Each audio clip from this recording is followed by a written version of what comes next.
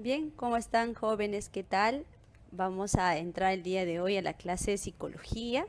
Vamos a ver el tema, vamos a verificar aprendizaje cognoscitivo.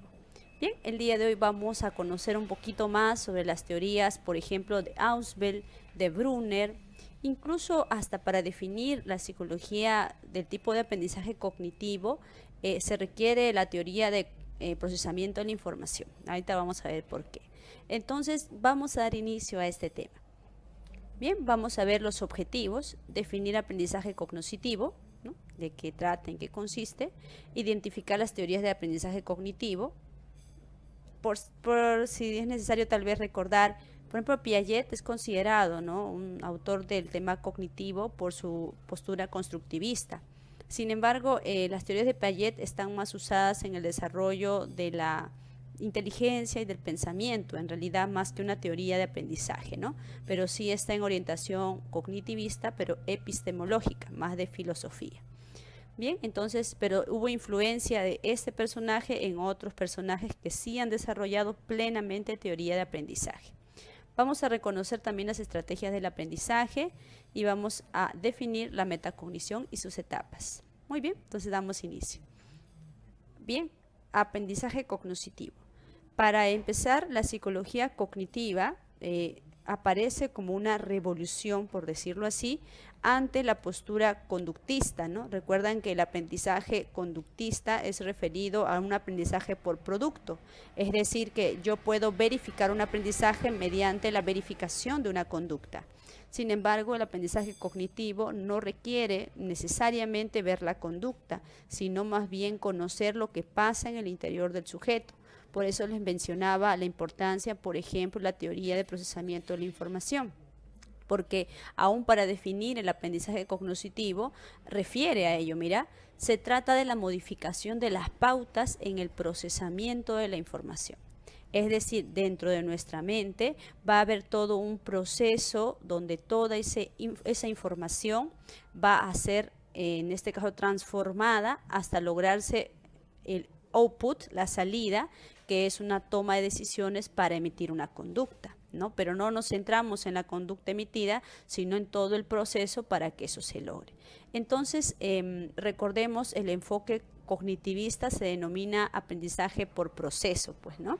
Entonces, esta teoría cognitivista tiene precedentes. Por ejemplo, la teoría gestal es un precedente, ya que la gestal estudiaba la percepción, un proceso que no se veía en conducta necesariamente, sino lo que pasaba dentro del ser, ¿no? Y ahí sería un precedente. Otro precedente es la teoría de Tolman, que menciona que nosotros tenemos mapas mentales. Quiere decir que nosotros, cuando aprendemos, tenemos como estímulos, señales, por decirlo así, que nos dirigen a un propósito, ¿no? Por ejemplo, imagínate, tú vas a entrar a la universidad, tu propósito, por cuál emites conductas de estudiar y todo eso, tu propósito es ser cachimbo, digamos, este 2021, ¿no? Entonces, ¿qué estímulos significativos tienes? Ser cachimbo 2021, ese es tu propósito.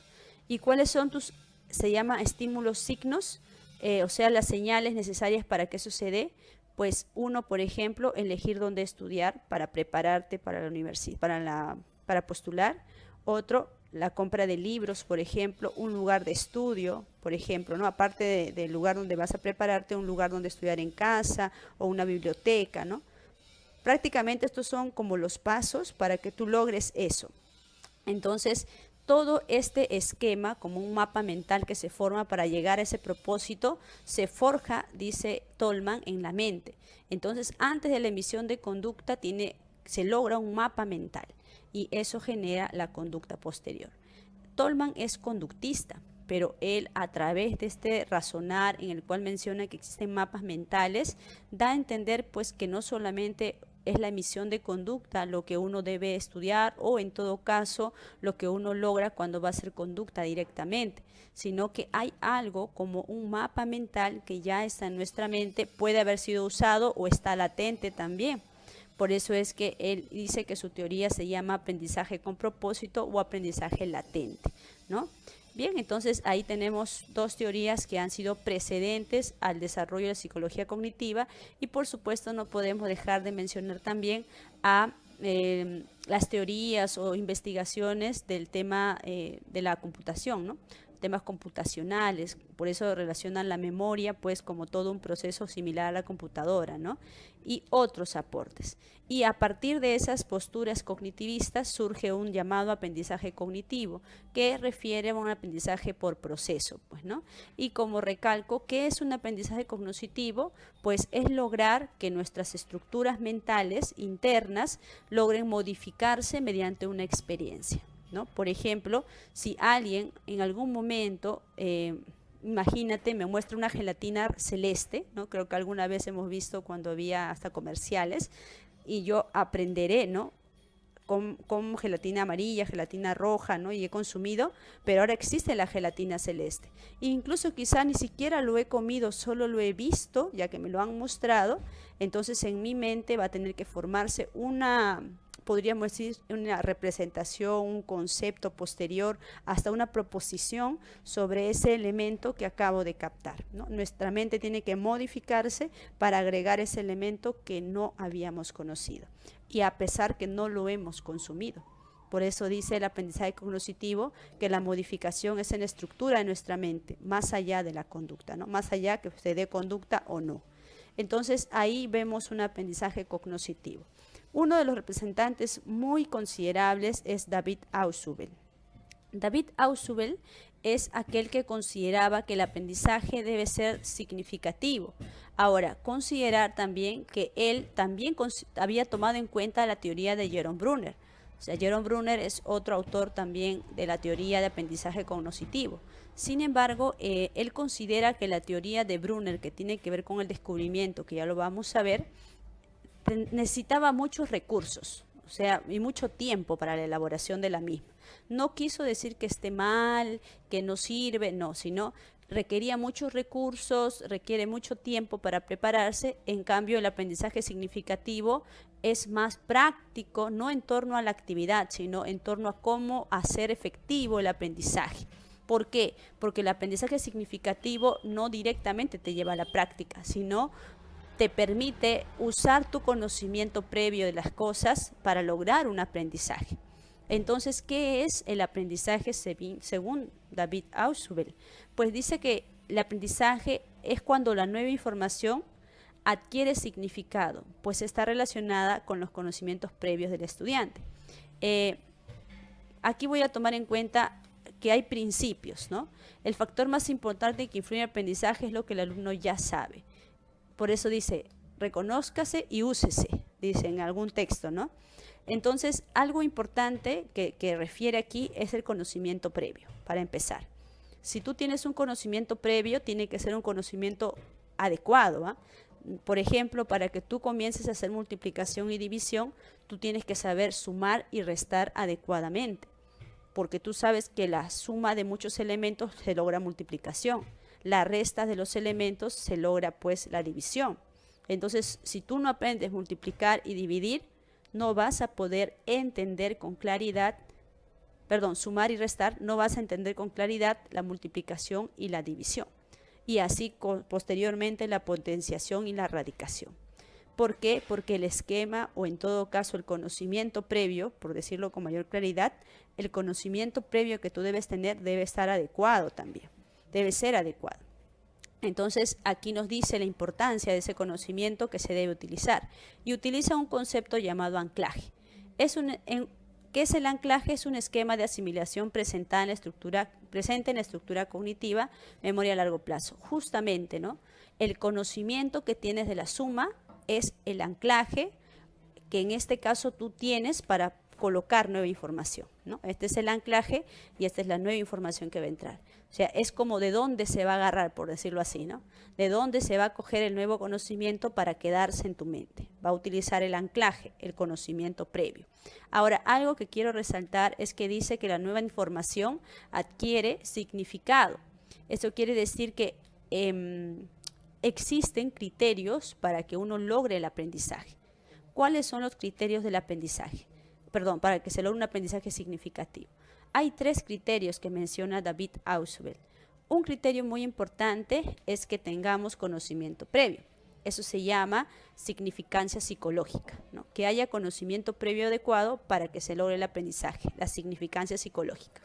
Aparte, el material nuevo que se quiere aprender o que te quieren enseñar tiene que tener lógica, tiene que tener coherencia, tiene que ser claro.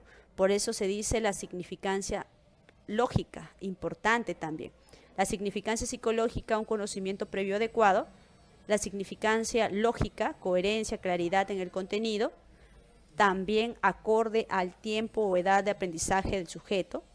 Y el tercero es la actitud del sujeto.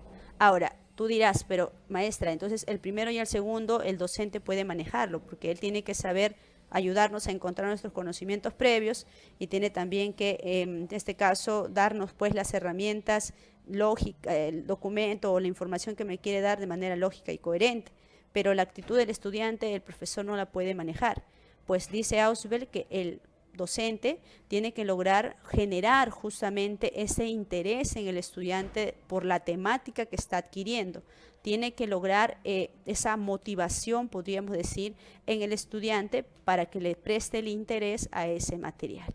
Entonces no solo basta con que tenga significancia psicológica, conocimiento previo al estudiante, significancia lógica, claridad en el material, coherencia, sino también lograr la actitud del estudiante, esa disposición al aprendizaje. Y justamente esta significancia psicológica que te estaba refiriendo, que tiene que ver con el conocimiento previo, va a ser lo siguiente. Digamos, ¿no? Este es el anclaje, el conocimiento previo, ahí está. Este es el nuevo conocimiento, ¿correcto? Entonces, mira, este conocimiento previo anclaje, coherente, adecuado, claro, y el nuevo conocimiento, que es elaborado con coherencia, con claridad, se van, en este caso, unir, ¿no? Se va a anclar, porque justamente este es el anclaje, se va a anclar ahí, y el detalle va a ser este. Ahora toda esta estructura va a ser el conocimiento previo, porque ya aprendí, si yo sumaba, restaba, ahora multiplico y divido, y ya está ahí. Ahora este es el que tiene significancia psicológica. Todo esto se volverá, en este caso, el conocimiento previo para el estudiante, para que llegue la potenciación y la radicación, por ejemplo, ¿no? Entonces, se dice que el conocimiento nuevo es potencialmente con significancia psicológica. Claro, pues el conocimiento nuevo posteriormente, por eso dice potencialmente, será un conocimiento con significancia psicológica. ¿Por qué? Porque se va a unir unir al anclaje, ¿no? Al conocimiento previo. Entonces, ahí estamos viendo la importancia de este aprendizaje denominado por Ausubel significativo, ¿no? Donde vamos a poder enlazar el conocimiento previo con el nuevo conocimiento. Ahora, algo también importante, él dice que nosotros logramos aprender y para ello hacemos que nuestra mente ordena la información que va adquiriendo, ¿no? Por ejemplo, mira, si ahora tú estás aprendiendo muchos conceptos, imagínate, ¿no? Un poquito más pequeño, quizá te enseñaron o tú sabías que existen animales domésticos, ¿ya? Perro, gato, y por ahí traen un canario y tú dices, ¿y eso qué es? Es un canario y es una fiera salvaje, ¿no? Imagínate que eres niño así curioso y dice, no, este es un animal doméstico, este podemos cuidarlo y criarlo en la casa. ¿Y no se quiere volar? Sí, pero se adecúa a la casa. Ah, entonces ese aprendizaje del canario, que también puede ser doméstico en casa, criado, pasa a ser un aprendizaje subordinado. ¿Por qué subordinado? Porque el canario está debajo del título, por decir así, de la categoría denominada animales domésticos. Entonces, ¿qué es el aprendizaje subordinado? La nueva idea se halla subordinada debajo de la existente, pero general, ¿no? Por eso dice animales domésticos, perro, gato, y ahora le agregamos el canario, por decirlo así, ¿no? Ahora, sin embargo, si tú ya conoces perro, gato, canario, y recién alguien, tu mamá, tu hermano, o de repente en algún momento tú entiendes que eso se llaman animales domésticos, entonces estos tres elementos van a tener como un título, ¿no? Como en este caso un concepto más amplio, más general, entonces ahí se daría un aprendizaje supraordenado. Quiere decir que este título, esta categoría, este concepto más general o proposición incluso, puede cubrir todo lo que está debajo, ¿no? Entonces, así como ahora, por ejemplo, si tú recién estás aprendiendo el aprendizaje significativo y tienes otras teorías cognitivas, entonces entraría subordinado. El aprendizaje significativo se agregaría a las otras teorías de aprendizaje cognitivo que tú sabes. Pero si ya sabías de Ausubel, ya sabías de Brunner, ya tenías ideas de la tendencia de Piaget y algunas otras cosas, y no sabías que todo esto pertenecía a un aprendizaje cognitivo, entonces ahora sabes que todos son aprendizajes cognitivos, pasaría a ser supraordenado, ¿no? Más o menos esa es la idea. Nuestra forma de organizar los datos que adquirimos, los conocimientos nuevos, se pueden lograr de esta manera. Supraordenados, niveles más altos, más generales, que generan la integración de la información, ¿no? Todos los elementos se integran a un título, por decirlo así. En cambio, el aprendizaje subordinado más bien los diferencia, ¿no? O sea, dice un elemento, dos elementos, tres elementos, ¿no? Ya, este elemento es debajo de esto, así que pertenece a este grupo, pero tiene cierto grado de diferencia, ¿no? Porque el canario, el gato, el perro tienen sus diferencias, ¿no? Entonces se da una diferencia, pero ya están debajo del título, por decirlo así. ¿Y qué es el aprendizaje combinatorio? Ya, mira, si el subordinado es título y lo demás debajo, por decirlo así, aprendizaje subordinado más elementos debajo ya del título, el aprendizaje combinatorio podría decirse que es un conocimiento nuevo que se agrega a la misma jerarquía de un elemento, no está arriba ni está debajo. Por ejemplo, imagínate, ¿no? El cuadrado y el rombo, ¿no? En este caso, estos elementos de rombo y cuadrado, sin considerar títulos generales, serían paralelos, ¿sí o no? O sea, no estarían el rombo encima del cuadrado o el cuadrado encima del rombo, ¿no? No existe esa categoría, sino están al mismo nivel. Ya, por ejemplo, a eso, sin conexiones de arriba ni conexiones hacia abajo, se le denomina aprendizaje combinatorio. ¿Ya? Ni conexiones arriba ni conexiones abajo, en el nivel paralelo, por decirlo así, ¿no? Entonces ahí se da un aprendizaje combinatorio, por eso dice la relación de los nuevos conceptos se realiza sin producirse inclusión, que sea parte de, o subordinación, que esté debajo de, ¿no? Entonces, en este caso, sin ni supraordenación, ni debajo ni arriba, en el mismo nivel, ¿no? Entonces ahí estaríamos viendo un caso, ¿no? Por ejemplo, mamíferos, ¿no? Ya tienes título todo, pero sin considerar títulos o divisiones, gato, perro, murciélago. Murciélago está también lacta, ¿no? Entonces estaría siendo al nivel del perro y el gato, por decirlo así, ¿no? En torno a, en este caso, características similares. Por eso también los aprendizajes combinatorios integran, ¿no? A partir de esta premisa.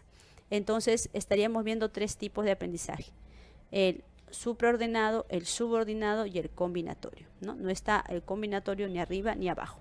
Incluso vemos ahí algo importante: el supraordenado y el combinatorio buscan integrar la información que estaba dispersa, por decirlo así, en grupos más generales o características similares, ¿no? En el mismo rango. En cambio, el subordinado busca más bien la diferenciación, por eso hace mayor extensión. Bien, entonces ahí estamos viendo organización de aprendizaje significativo y hemos conocido qué es el anclaje, ¿no? El conocimiento previo que permite la adquisición del nuevo conocimiento, por decirlo así, ¿no? Muy bien, entonces ahí estamos viendo el aprendizaje significativo de David Ausubel, ¿ok? Y justamente algo importante que quiero considerar también es que David Ausubel dice que nosotros aprendemos, podríamos decir, a niveles, poco a poco. Por ejemplo, primero hacemos representaciones, digamos, ¿no? Te muestran este elemento y tú le dices mi monedero o el monedero de mi mamá. ponte el caso, ¿no? Entonces, tú aprendes los elementos tal cual son. Por eso se llama, este es un conocer representación, nada más. Entonces, esta representación es asociada a este elemento particular, al monedero de mi mamá. Todavía no lo generalizas. Lo primero es representación. Solamente guardas la información con respecto a algo particular. Pero al pasar el tiempo en el aprendizaje, tú puedes lograr concepto. Quiere decir que ahora este elemento es monedero y no necesariamente lo asocias a tu mamá, sino es un monedero que puede ser de cualquiera, que cualquiera puede tener un monedero, y eso hace un concepto en tu mente, ya lo generaliza, ¿no? Y también se abstrae, por supuesto. Entonces, ese monedero ya no representa solo al monedero de tu mamá, sino a todos los monederos existentes. Y posteriormente, la palabra monedero ya representa a todo también, pero ya no es la imagen monedero lo que está en tu mente solamente, sino que la palabra, el símbolo monedero, ¿no? Entonces, el desarrollo del conocer del ser humano, según Piaget, va desde representación, va a concepto y finalmente llega a simbolización, ¿no? Monedero propio de alguien, monedero imagen general, ¿no? Que pertenece a todos los monederos existentes, y luego la palabra monedero, que es un símbolo ya de lo que se denomina ese elemento, ¿no? Muy bien, entonces más o menos la idea del aprendizaje significativo de David Ausubel. Muy bien, ahora vamos a entrar también el otro aprendizaje de Jerome Bruner, ¿no? De repente usted ha tenido la experiencia, quizá en el colegio, quizá en algún lugar específico, donde pues tu docente aplicó ciertas estrategias para el aprendizaje en práctica, ¿no? Por ejemplo, en química, por ejemplo, en física, ¿no? Algunas materiales que envió al colegio, que trajo al colegio, que tú trajiste, para darte cuenta que había un conocimiento en las cosas. Por ejemplo, un globo, ¿no? Que lo frotan en tu cuerpo o en el cuerpo de cualquier persona y le acercan al papel y se adhiere, ¿no? Y tú dices, wow, ¿qué pasó ya? Ese es un tipo de forma de aprendizaje por descubrimiento. En cambio, en el caso del aprendizaje significativo, el docente puede entrar preguntándote, por ejemplo, tú te acuerdas, digamos, ¿no? ¿Cuándo fue la independencia del Perú, por ejemplo? Sí, tal lugar, tal fecha. Muy bien. ¿Y tú sabes quiénes representaban en este caso el proceso de independencia de tu Perú? Y comienza por ahí. Y el profesor, a partir de eso, comienza a explicar las corrientes libertadoras, pero con mayor profundidad. Ponte el caso, ¿no? Amplía con nuevos conocimientos lo que tú ya sabes. En cambio, aquí no. Aquí el docente va a partir de la parte experimental práctica, ¿no? Por eso dice, involucra a los estudiantes en situaciones problemáticas y los guía para construir su propio aprendizaje. El estudiante va a entrar al conocimiento mismo, o en todo caso a la experimentación misma, para descubrir, ¿no? Lo que queremos aprender. En este caso, el docente impulsa el desarrollo de las habilidades de los estudiantes. El docente es como un guía, ¿no? El que te brinda, de repente se le llama eso andamios, ¿no? Y ahí está justamente el concepto andamiaje. El docente asume el rol de guía y el novato es consciente que está auxiliado a la ejecución de la actividad. Mira, Jerome Bruner considera que primera instancia Jerome Bruner tuvo primera influencia de Piaget. Así que para él el aprendizaje debe ser, en este caso, descubierto por inducción, ¿no? O sea, quiere decir que el estudiante, a través del contacto con los elementos, va a comenzar a generar hipótesis en su mente y inductivamente va a llegar al aprendizaje esperado, ¿no? Y para ello, ya ahora usamos, en este caso, el aporte de Vygotsky a la vida de Bruner, donde él dice que el guía es muy necesario, ya que considera también el hecho de que haya una interacción entre el estudiante y el profesor o el guía, ¿no? Entonces ahí es un aporte de Vygotsky, que considera la influencia social también, ¿no?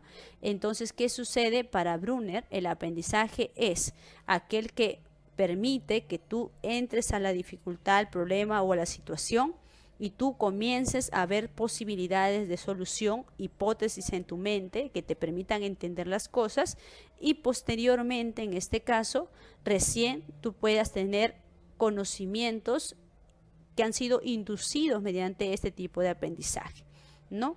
Entonces vemos el papel del docente como guía, vemos el andamiaje, que serán las pautas que el docente te va a brindar a ti para que puedas aprender algo. Por ejemplo, de repente estaríamos hablando de mucha generalidad. Por ejemplo, el profesor en el colegio, no sé si te ha pasado a ti, probablemente te ha enseñado pues elementos prácticos, ¿no?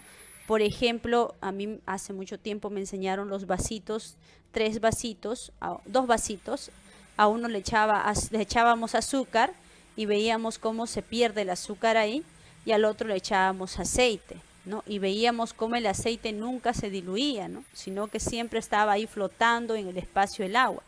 Entonces el docente nos comenzó a explicar que existen tipos de combinaciones y mezclas, ¿no? Entonces existe pues posibilidad de que una sustancia pueda diluirse, disiparse o fusionarse, por decirlo así, con otros elementos, y hay otros que no se podrán hacer y por ende tienen diferentes concepciones, y comenzó a explicar, ¿no?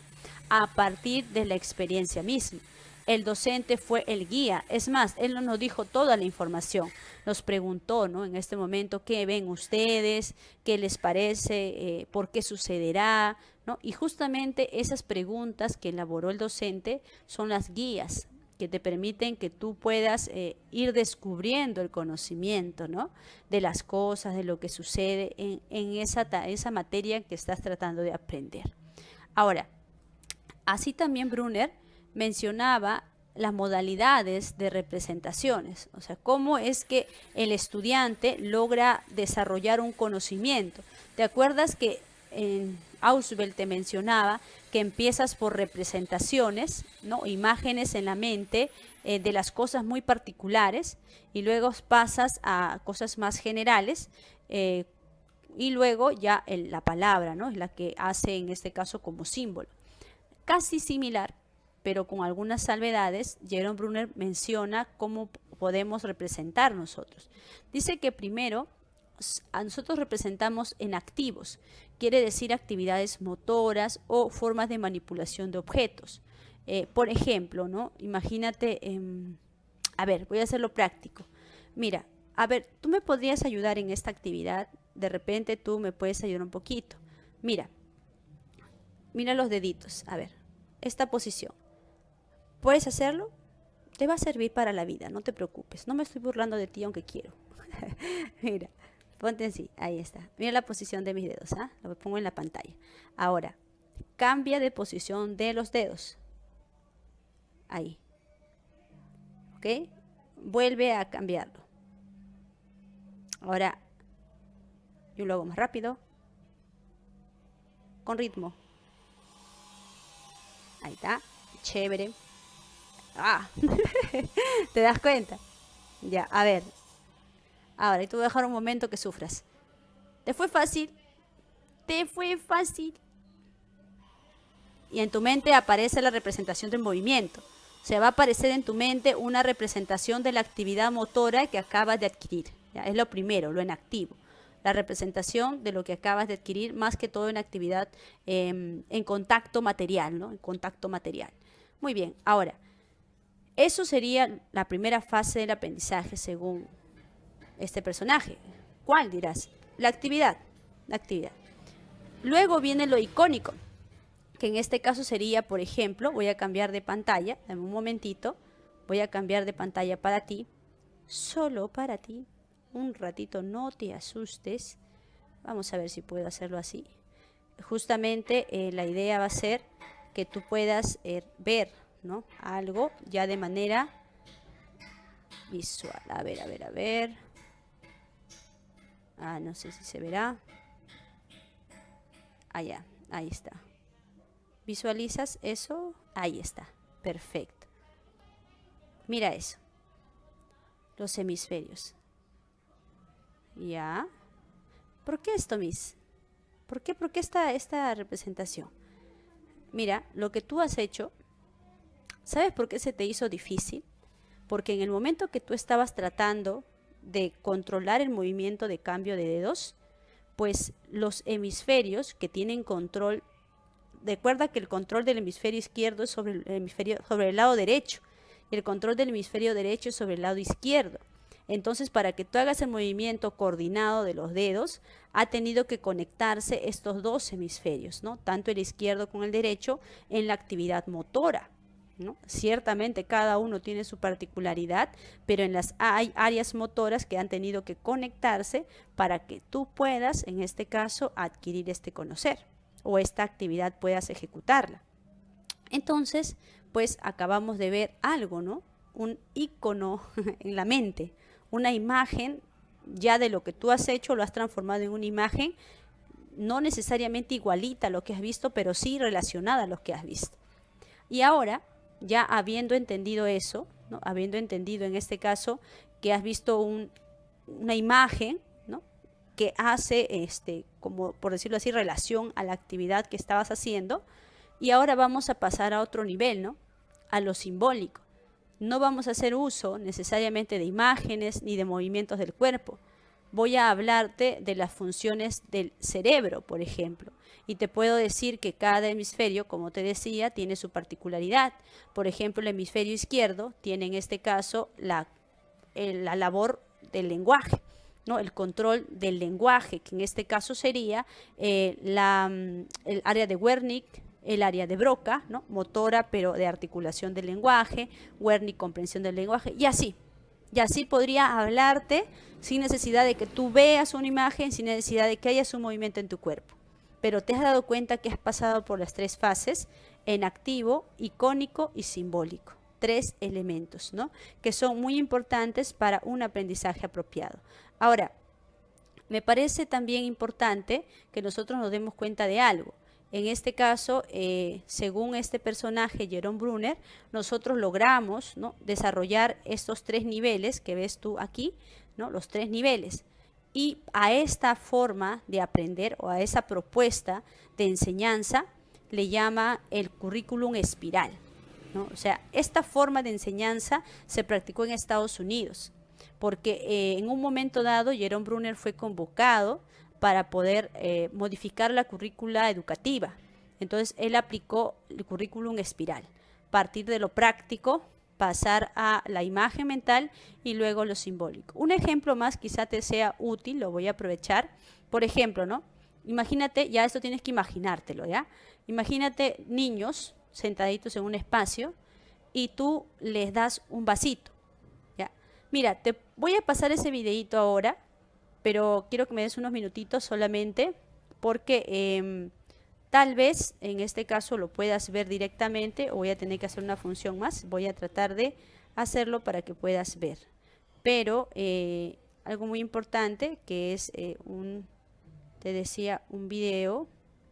A ver, un momento. Vamos a ver si me deja visualizar esto. Ya, mejor hago captura. Ya, dame un momento, voy a hacerlo para ti, justamente este elemento. A ver. Ya. Un ejemplo más, ¿ya? Me pareció un muy buen ejemplo, por eso lo voy a aplicar. A ver, un momentito, aquí va a estar. Ya, ahí está. Mira esto. Atento, solamente la parte que me parece prudente. Aquí justamente, para que no tengas tanta necesidad de la imagen mental.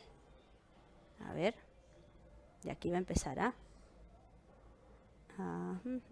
Mira, ahí está, a ver. Según Bruner, el aprendizaje se da en 3 etapas, 3 fases, las cuales son las siguientes. La primera fase es la fase enactiva, en la cual el aprendizaje se da por contacto directo del individuo con los objetos. Vamos a aprender sobre el agua. Para eso yo les voy a dar un vasito, ¿no? Un vasito que usted me va a recibir, luego le pondremos agüita y lo que yo le vaya diciendo, vamos haciendo. Entonces me recibe un vasito que le voy a entregar a cada niño. Es un vasito transparente, un vasito que no tiene color porque es de vidrio. Bueno, rojito. Ya, Carolina. Ahora sí le vamos a poner les voy a dar un poquito de agua, ¿no? Y nos quedamos con el agüita. Ahí con el agüita en su vasito. Eso.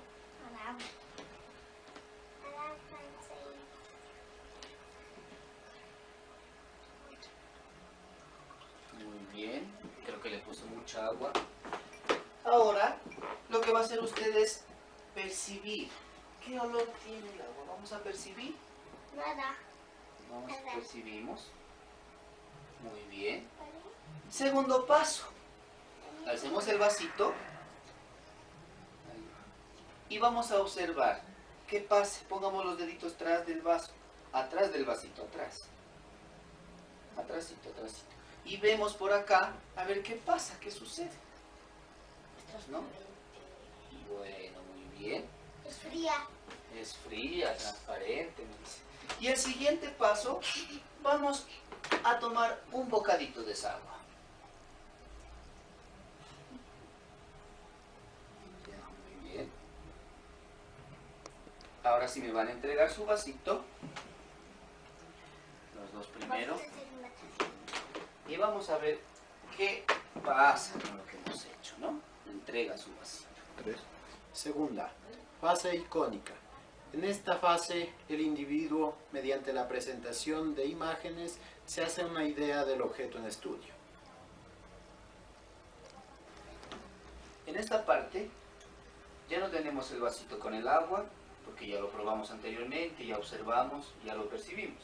Ahora vamos a ver esta imagen que tenemos aquí, ¿no? Vamos a observar la imagen. Ustedes pueden ver que la pared era blanca, ¿no? Y el agua, ¿qué pasa? Se refleja el color de la pared. ¿Por qué será? Porque es transparente. Porque es transparente, ¿no? ¿Tendrá color el agua? No. No tiene color. Veamos la siguiente imagen. ¿Qué pasaba cuando percibíamos el agüita? Que El no tenía olor. color. Ningún olor no tiene, No. ¿no es cierto? No tiene colorante. No tiene colorantes, ¿no es cierto? Muy bien. Y cuando saboreamos, ¿qué pasó? No tiene sabor. No tiene sabor porque es simple. Muy bien. Tercero, fase simbólica. En esta fase, el individuo transforma las imágenes y la acción a el lenguaje. Bueno, entonces en esta parte, niñas y niños, vamos a recordar todo lo que hemos aprendido, ya sin imágenes, ya sin el agua, solo recordar. Primero, empecemos por Carito. ¿Usted qué nos puede decir del agua? Que No tiene color. no tiene color, muy bien. Jorgito, ¿qué nos puede decir usted? Es simple y no tiene colorante. Muy bien. ¿Usted qué más nos puede decir, Nicole? ¿Y con cada color? No tiene colorante. Y cuando la probamos, Es simple. es simple. Y cuando la percibimos, Steven, No tiene olor. no tiene ningún olor. Muchas gracias. Nos damos muchos aplausos porque hemos aprendido las propiedades del agua, ¿no? Muy bien. Ahora sí, ¿no? Hemos podido ver en este caso un videíto, podríamos decir, complementario, ¿no? Y justamente la intención es esta, ¿no? Mira, si tú te has percatado, en primera instancia, la mayoría de los conocimientos de Brunner de en torno al aprendizaje se han aplicado a las escuelas. En este caso se dice que el aprendizaje en activo está orientado más a personas, en este caso, que están en la infancia, ¿no? La primera infancia, le decían antes, en este caso desde los 0 hasta los 3 añitos aprox. Luego, icónicas estaría dada más para de 3, 4 y 5 años. Y simbólica sería una forma de trabajo más de 6 para arriba. Sin embargo, ya a partir de 6 para arriba no significa que solamente la simbólica se trabaja, sino que se trabaja todo el proceso, desde lo simple a lo más complejo, por decirlo así. Y justamente, y ustedes lo hemos demostrado, ¿no? En la primera parte, cuando te pedí que hagas el movimiento de los dedos, veías que tú, siendo adulto, podías aprender también desde la parte motora hacia la parte simbólica. Entonces, el niño también lo puede hacer, en cualquier edad se puede trabajar ese proceso de currículum espiral. Las formas de representación se van a ir de lo más simple a lo más complejo. Entonces, ahí estamos viendo el aprendizaje por descubrimiento que nos aportó Jerome Bruner, por ejemplo, ¿no? Recuerda que para Jerome Bruner, importante es el apoyo del guía, o en este caso docente o profesor o maestro o instructor, ¿no? Que te da los andamios. ¿Cuáles serían los andamios? Pueden ser preguntas. Por ejemplo, el profesor que lo hizo con niños, en este caso, comenzó a hacer preguntas, ¿no? De qué sabor parecía, por qué, a ver, pon tu mano detrás del vaso, ¿no? Es una indicación, por ejemplo, un andamio que él pueda subir y luego darse a conocer algo, y ya el profesor cuando ve, o el guía cuando ve que el andamio ya fue útil, ya logró el aprendizaje, entonces saca el andamio porque ya no es necesario. Por eso dijo, ¿no? Ahora ya no vamos a poner imágenes, ahora ya no vamos a tocar el elemento, te voy a ir pidiendo a ti que me expliques, ¿no? Como que él mismo se da cuenta en qué momento ya es tiempo de poder retirar ciertos andamios, ¿no? Y cambiar el proceso, mejorar el proceso. Entonces ahí vemos el aprendizaje por descubrimiento de Jerome Bruner. Y pues estas dos teorías son las que más en este caso se han tomado en cuenta para el aprendizaje básico, ¿no? Porque en este caso en el examen de admisión han venido estas dos teorías, tanto Ausubel como Bruner, y también la teoría de procesamiento de información que había mencionado solo para definir en este caso a la teoría de aprendizaje significativo. Ahora vamos a entrar en este caso a otra fase. Lo que pasa es que en el aprendizaje cognitivo lo que han buscado hacer es sacar el mayor potencial de la mente, ¿no? Tanto en este caso en sus aprendizajes como en algunas estrategias para aprender también. Entonces tenemos, por ejemplo, varias estrategias que aquí nos están manifestando. El repaso, existen dos tipos de repaso. Hay un repaso simple en el cual el estudiante o aquel que quiere adquirir un conocer lee y relee, ¿no? Es decir, trata de leer el contenido y en este caso tener los puntos a favor y en contra de lo que ha entendido, ¿no?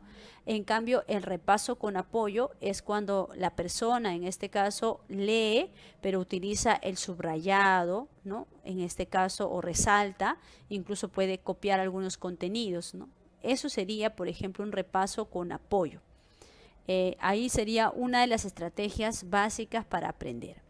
Otro tipo de, en este caso, aprendizaje o estrategia de aprendizaje sería el aprendizaje por elaboración, ¿no? O estrategia de aprendizaje de elaboración. Aclarando, ¿no? Que estas estrategias van de lo simple a lo complejo también, ¿no? Y también considerar ciertos contenidos, porque primero repasas, ahora vas a elaborar. Y cuando yo me refiero a elaboración, me refiero a poder hacer también de dos tipos, elaboración simple y elaboración compleja.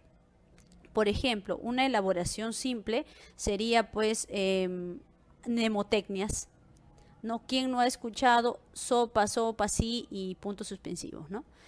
Claro, creo que la mayoría en la etapa de colegio y aún en la etapa pre-base ha escuchado, ¿no? Sopa, sopa, sí. Y algo muy curioso que te comento es que este enunciado o esta memotecnia es muy práctica. Creo que la mayoría recuerda la regla del serrucho, ¿no? Sin embargo, si tú te percatas, tú puedes preguntarle a alguien de fuera que no está estudiando, que ha terminado el colegio recién o que en todo caso ha estado en la pre un tiempo nada más, si sabe o se acuerda de qué significa sopa, en todo caso, qué es sopa, sopa, sí, te puede decir la regla del serrucho. Pero tú le podrías preguntar, ¿y en qué consiste? ¿De qué trata? ¿Para qué sirve? Y muchas veces no te van a poder dar respuesta. ¿A qué se deberá? Es que han hecho una elaboración, se podría decir simple, una mnemotecnia, ¿no? Un acrónimo, una oración o historia para que quede grabada la información con mayor tiempo y algo de aprender. Pero no es igual a hacer, por ejemplo, una metáfora, una analogía, ¿no? Para explicarte algo, como por ejemplo, o para hacer un ejemplo, uno tiene que tener mayor comprensión. ¿Tú crees que hacer, por ejemplo, esto del profesor o hacer lo que yo te estaba tratando de realizar con el cerebro es algo de elaboración simple? La metáfora, las analogías, no son tan simples. Por ejemplo, mira, hay una teoría de Vygotsky que aportó para Bruner en su tiempo algunas concepciones socioculturales, pero Vygotsky decía que nosotros aprendemos por zonas, por decirlo así, ¿no? La zona real, zona proximal y la zona potencial, por decirlo así. Es como, imagínate, ¿ya? Voy a utilizar elementos, pero en realidad en la mente lo puedes hacer también, ¿ah? Solo voy a utilizar elementos para poder tenerte atento. Mira, imagínate esta plantita, aquí la voy a mostrar para que la veas con claridad. Ahí está, sí, es tan bella como yo. Ya, mira, más o menos la idea es esta. El aprendizaje de Vygotsky sería dado de esta manera, mira. La base de la planta sería el aprendizaje real. El tronco, la estructura que sube, sería el aprendizaje potencial, porque te lleva a algo, ¿no? A algo mayor. Y la copa, que hasta brinda frutos, sería el aprendizaje potencial. La raíz, por decirlo así, la parte base, ¿no? Sería el aprendizaje real, o lo real, zona real, lo que tú sabes.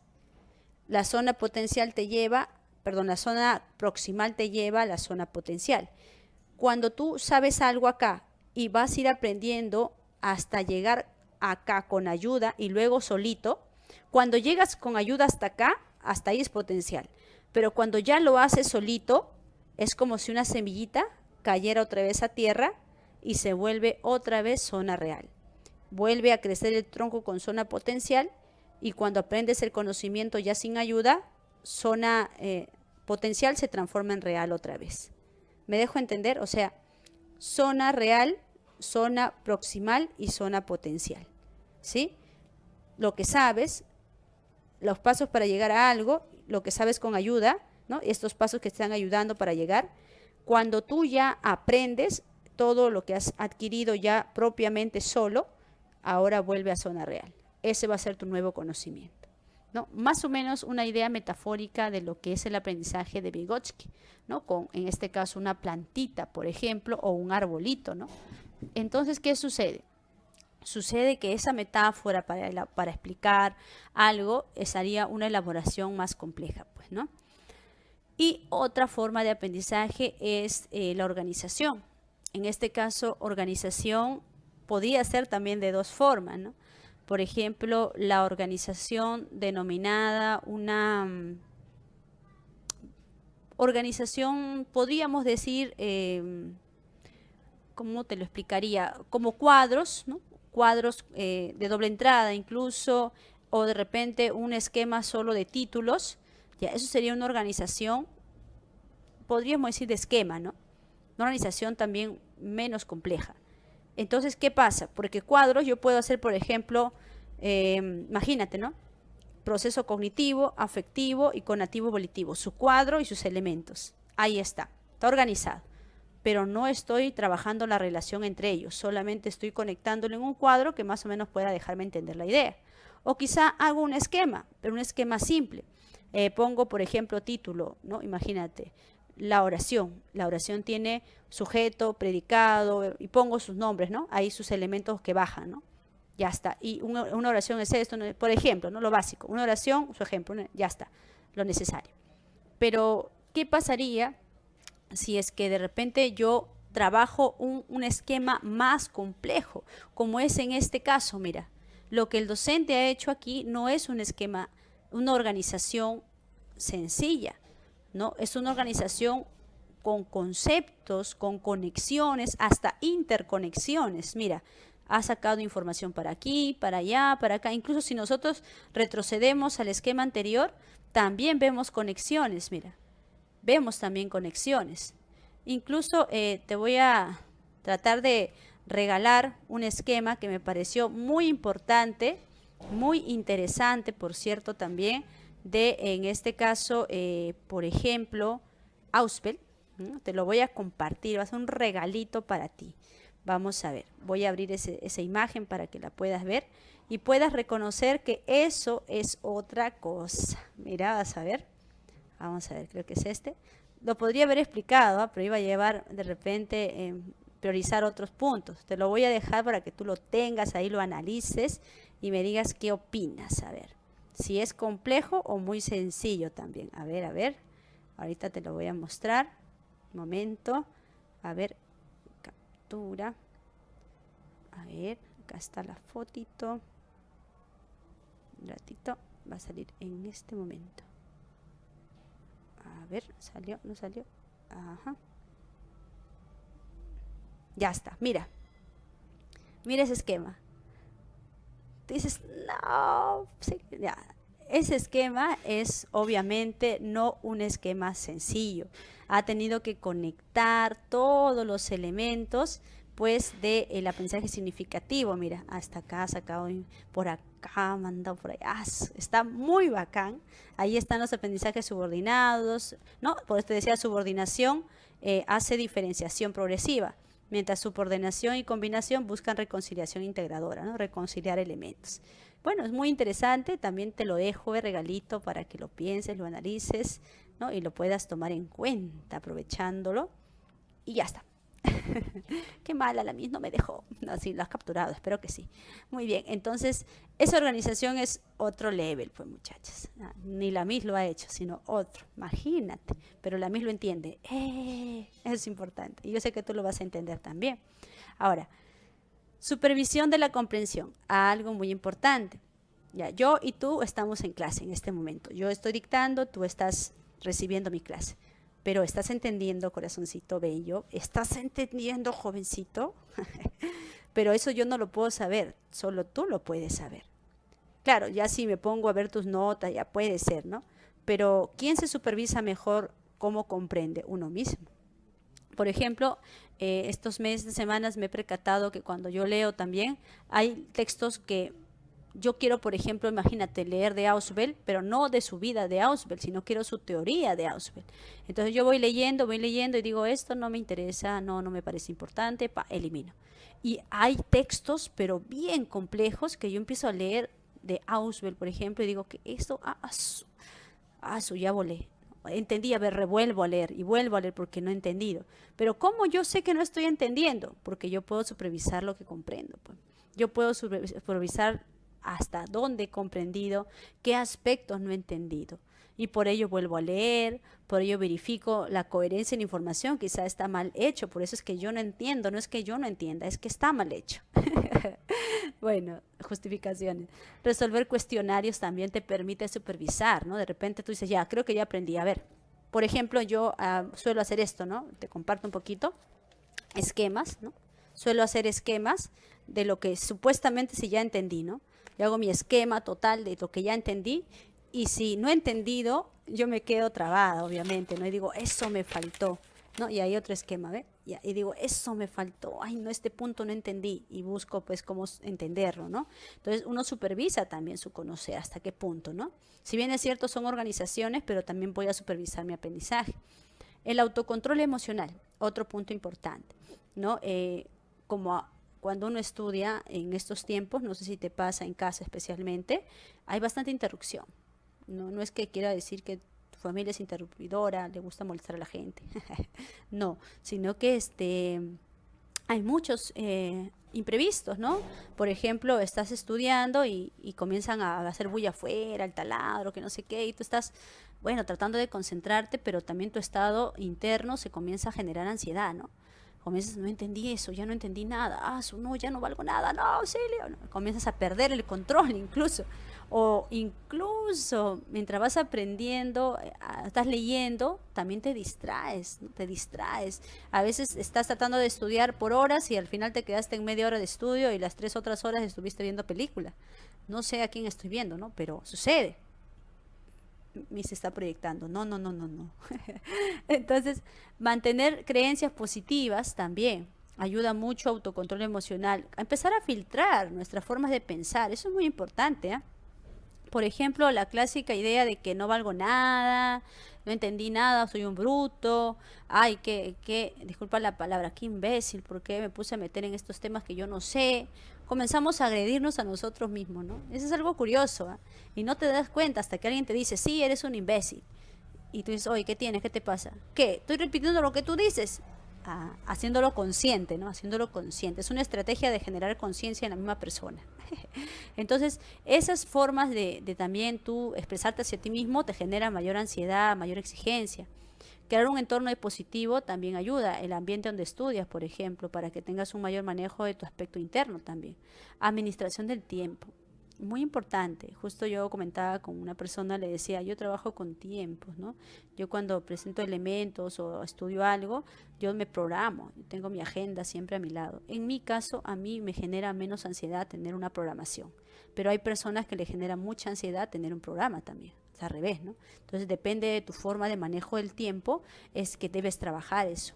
Si te genera mucha ansiedad tener un tiempo programado, entonces trata de siempre tener en cuenta el avance de tus actividades sin descuidarlas, ¿no? A tu manera, a tu forma, pero sin perder espacios importantes. Sin embargo, si te gusta de repente tener una programación, respeta tus tiempos de descanso también, de recreación también, ¿no?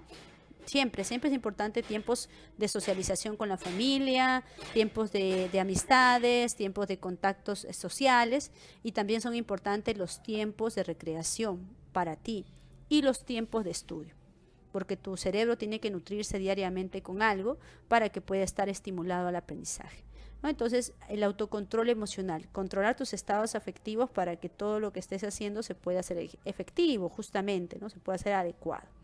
Bien, entonces ahí vemos las estrategias del aprendizaje. Ahora, en torno a la metacognición, creo que tiene que ver mucho con la supervisión de la información. Tiene mucho que ver. ¿Por qué? Porque cuando tú supervisas la comprensión de lo que tienes, te das cuenta si has aprendido o no. Entonces, la metacognición es una forma de poder darte cuenta de si estás aprendiendo o no, y cómo tú aprendes más, aprendes menos. Algo muy importante, ¿no? O sea, por ejemplo, yo me he dado cuenta que yo aprendo mejor haciendo esquemas. Y es solamente que tiene mucha exigencia hacer eso, porque es necesario comprender el tema para hacer un esquema. También me he dado cuenta que aprendo más de madrugada que de noche. De noche me siento cansada y a veces hasta las ideas se me van. De verdad, es mi forma de aprender de madrugadita. Entonces yo me doy cuenta sobre mi propio proceso de aprendizaje. Probablemente tú aprendas más con ejemplos, aprendas más con un concepto claro, aprendas más de repente viendo videos del tema, de repente aprendes más hablando con alguien sobre el tema. Tú te das cuenta cuando aprendes más. Ahora, planificación es la primera fase de la metacognición. Algunos pueden pensar, hasta en algún momento lo pensé, que cuando planificas es cuando tú agarras tu cuaderno y te pones a voy a hacer esto, voy a hacer otro. Claro, tiene que ver con planificación, pero la metacognición es algo mental, pues no es algo palpable, físico, ¿no? Entonces tu mente planifica, se establece objetivos, se establece jerarquías, ¿no? Por ejemplo, tu objetivo de este día es aprender psicología, está bien, pero también tienes otros objetivos, por ejemplo, comprender de repente, ¿no? Alguna pregunta, examen de admisión, de repente quieres tener en tu mente claramente algunos conceptos ya bien establecidos, ¿no? Tu plan, pero ese plan va a tener objetivos, un tiempo y jerarquización de prioridades. No es el único curso que estás estudiando en este ciclo, tienes varios cursos. Es más, esta clase es asincrónica, así que solamente que tú te planifiques para entender esto va a ser muy importante. Si tú estudias este tema y no conoces bien, te puedes perder también. Entonces tienes que planificar.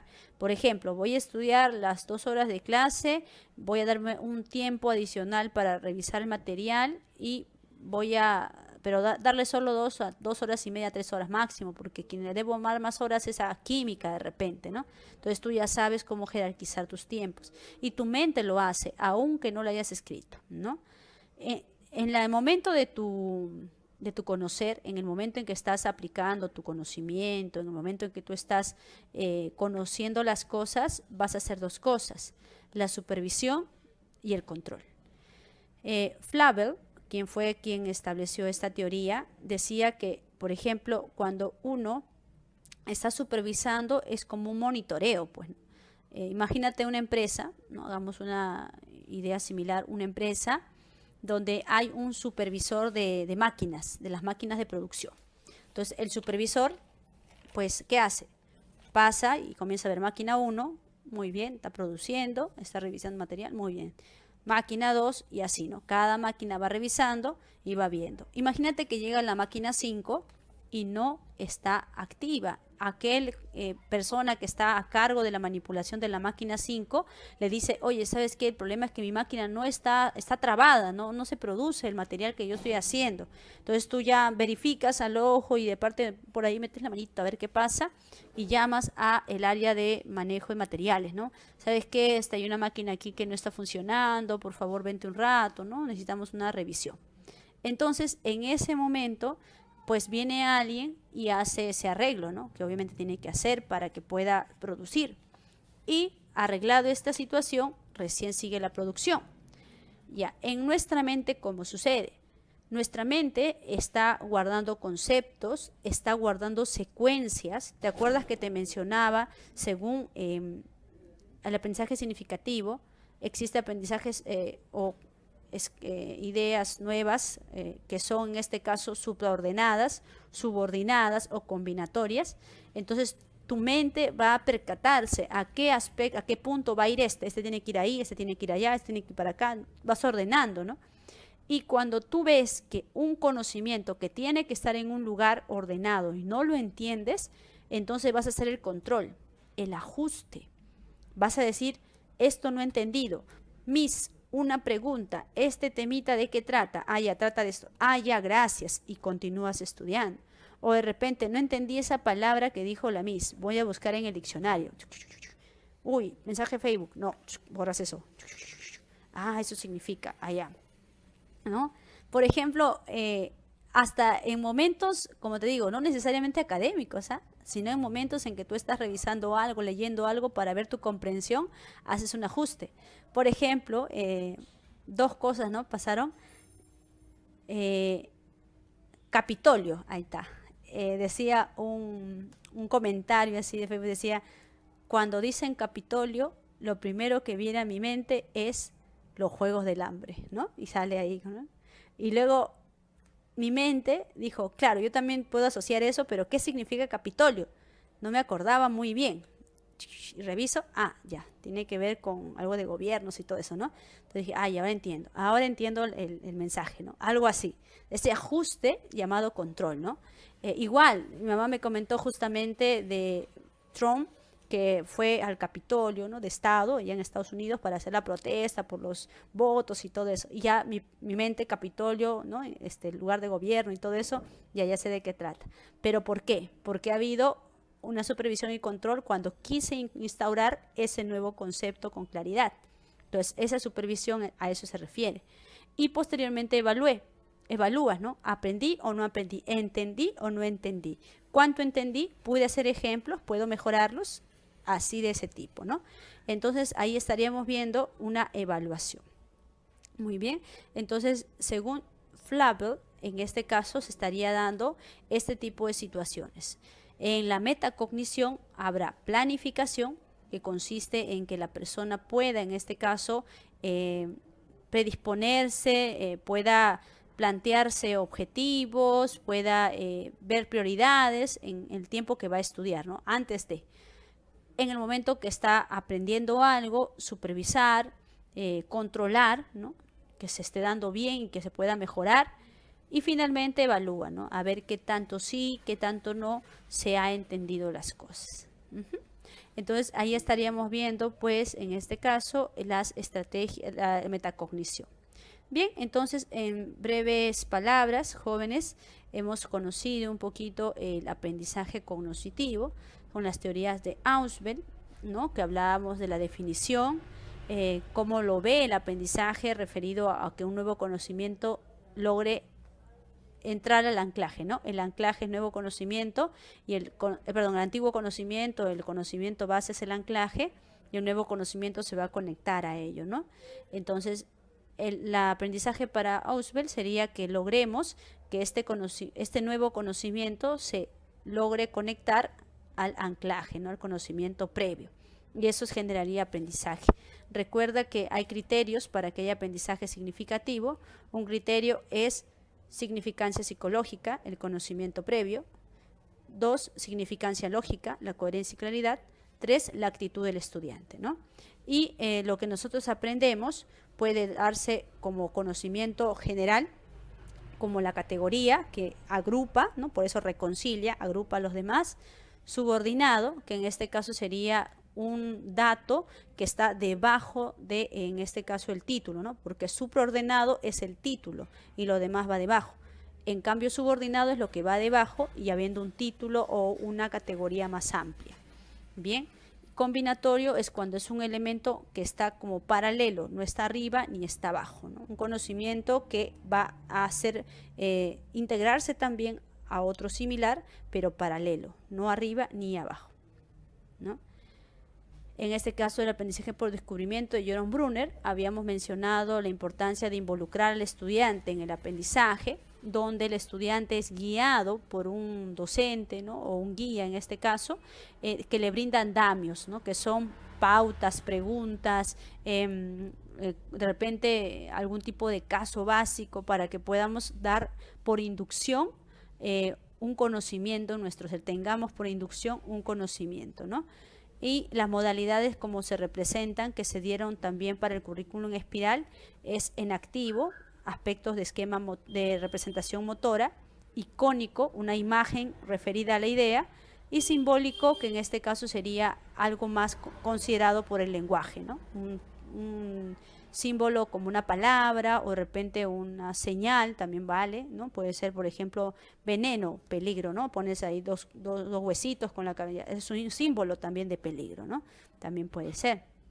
Hemos visto las estrategias de aprendizaje, ¿no? Repasar, simple y con apoyo, elaboración simple y compleja, organización de esquemas y organizaciones más complejas también, supervisión, monitoreo y, ¿no? En este caso, ver respuestas de solucionar y todo eso, trabajar ello, el autocontrol de tu propio ser y la metacognición, que sería planificar, supervisar y evaluar, ¿no? Supervisión y control incluso. Muy bien, entonces hasta ahí estaríamos viendo pues la clase el día de hoy y esperemos pues encontrarnos en otro momento ya la siguiente clase, ¿no? Bien, entonces chicos, muchísimas gracias por su plena atención. Nos veremos pues la siguiente clase. Cuídense. Jóvenes, qué bueno que ya revisaron la teoría, ya resolvieron su práctica. Ahora vamos a ver justamente la parte del cuestionario, ¿ya? Bien, vamos a empezar con, en este caso, la primera pregunta. Vamos a dar inicio. A ver, vamos a ver. Aprendizaje cognitivo. Ya está. Muy bien. A ver, nos pregunta de la siguiente manera. Identifique las afirmaciones correctas respecto al aprendizaje cognitivo. O sea, de cuál de estas de aquí son correctas. Enfatiza la necesidad de utilizar estímulos que refuercen las conductas. Bueno, tú sabes que Skinner es quien trabaja las respuestas, o en todo caso, la triple relación de contingencia, ¿no? Que es estímulo antecedente, respuesta operante y estímulo consecuente. Y el estímulo consecuente puede ser, pues, en este caso, reforzamiento o puede ser castigo. Te contaré que, por ejemplo, Skinner formó parte, también apoyó en un primer momento, ¿no?, la teoría de Bruner con respecto a la currícula que debía enseñarse en los estadounidenses, ¿no? Sin embargo, por las mismas posturas que ellos tienen distintas, no hubo una reconciliación, ¿no?, por decirlo así, y muchos distintos teóricos comenzaron un poquito a distanciarse con respecto a la currícula que Estados Unidos aplicó para su aprendizaje, ¿no? Si bien es cierto, es verdad que apoyaron en algún momento, pero ellos no trabajaron aprendizaje cognitivo, sino aprendizaje conductista, ¿no?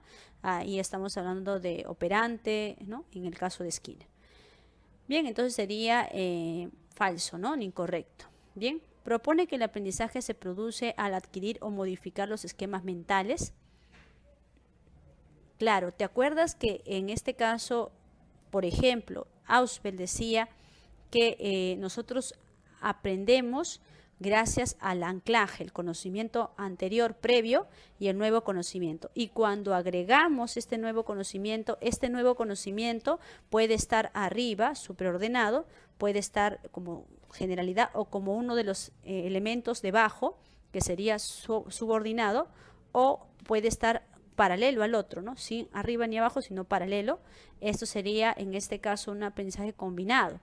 Entonces, sí existe la modificación de los esquemas, ¿no? Correcto. Entonces es cuando se presentan cambios en los procesos cognitivos, se adquiere, modifica y se utiliza un esquema mental, ¿no? Muy bien. Ahora, la tercera dice, el aprendizaje se produce por tipo de relación de contingencia, pues te mencionaba que la tipo de relación de contingencia es de un condicionamiento operante, ¿no? La teoría de Skinner, que en 1930 el neoconductismo empieza a surgir, ¿no? Muy bien, entonces sería incorrecta. Modelo básico del operante, dice, ¿no? Ajá, interviene en el aprendizaje. El sujeto participa de forma activa en la construcción de sus aprendizajes. Ya ahí podríamos más resaltar incluso a Brunner, porque Brunner mencionaba la importancia del involucramiento del estudiante en esto, ¿no? En el aprendizaje. Correcto, ahí está. El aprendizaje cognitivo concibe al sujeto como un procesador activo, ¿no? De los estímulos de este proceso de información. Mira, te voy a dar una idea rapidita, ¿ya? Rapidita, para que te ayude, porque aquí habla de un proceso activo, ¿no? Si bien es cierto, Brunner refiere al hecho de la importancia de la participación del estudiante, ¿no? Pero te voy a comentar que más o menos la teoría de procesamiento de la información tiene una idea similar a la que te voy a mostrar ahora, para que tengas solamente un referente, claro está, ¿no? Por ejemplo, mira, vamos a colocar aquí, de repente tú te acordarás el input y el output, ¿ya? Te voy a explicar un poquito ahí. Y en este caso voy a colocar aquí atención, percepción, memoria, pensamiento y toma de decisiones, ¿ya? Solamente como un referente, algo así, ¿ya? Quiero que lo tomes en cuenta solo como un referente, ya que tu mente lo tiene obviamente clarito. Mira, te muestro ahí. No sé si se verá con claridad. Te doy la idea, ¿ya? Brevemente, ¿ah? Mira, en tu mente puedes dibujar tu mente, obviamente, mira. Aquí, donde está empezando todo, aquí. El input es la entrada. En la entrada de la información, ¿no? Aquí, en este caso, van a aparecer datos sensoriales. Datos sensoriales. Cuando pasa a la atención, esos datos sensoriales se van a llamar información. Cuando ya pasa la atención porque han sido seleccionados. Cuando pasa de la atención a la percepción, sigue manteniendo su información. Ya ahora es información. De la percepción usa la memoria, luego va al pensamiento y finalmente se da la toma de decisiones. En la toma de decisiones, la parte en este caso final, la toma de decisiones, sale el output. ¿Qué es el output? Por ejemplo, una conducta. El output, por ejemplo, es una conducta, ¿no?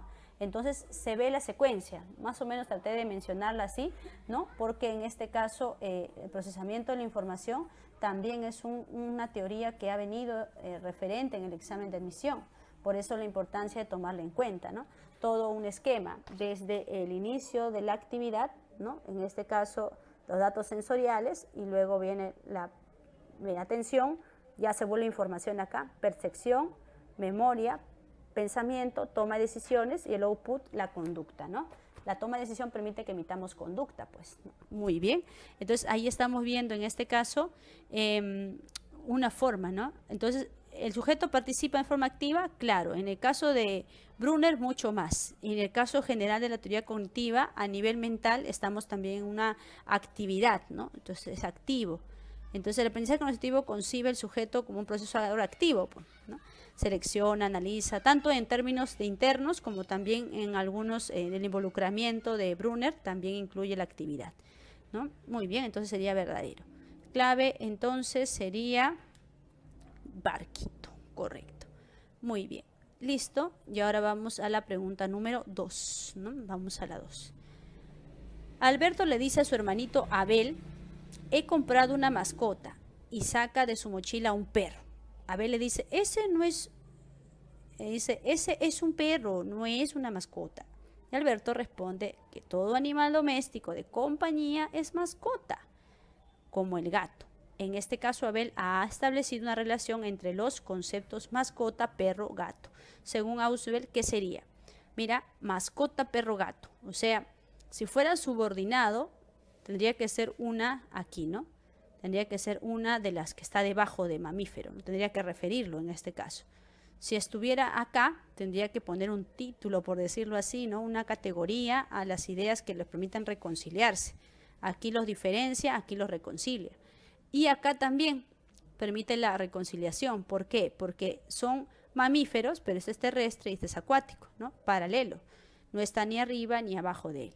Entonces, cuando dice que animales domésticos de compañía son mascotas, como el gato, el perro, entonces sería como un, en este caso, superordenado, ¿no? Porque aquí se va a colocar mascota y acá se va a agregar.